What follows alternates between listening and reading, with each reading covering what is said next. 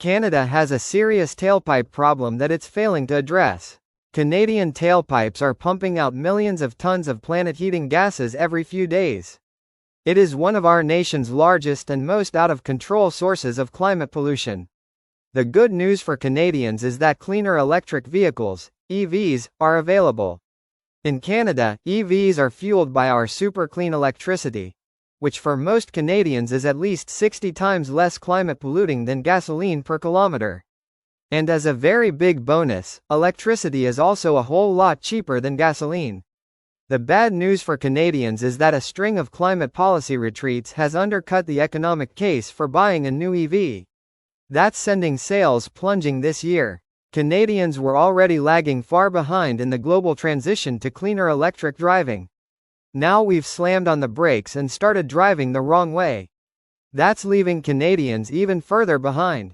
See that small green bar on the right of the chart?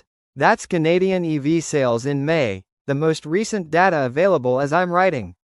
Canadians, when buying new passenger vehicles, are opting for an EV only 8% of the time, 1/3 less than in the same month last year. Compare what Canadians are doing to the global average, which is now at 25% of new passenger vehicles. That is up sharply from last year. See the white arrow at the top of the global bar.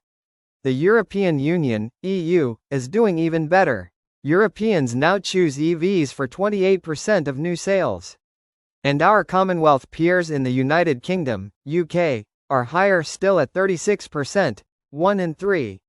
And then there is the world's largest car market, China. EV sales in China surged past 50% in May. That means half of the new vehicles purchased there plug in and can drive on cheaper, more efficient, and cleaner electricity.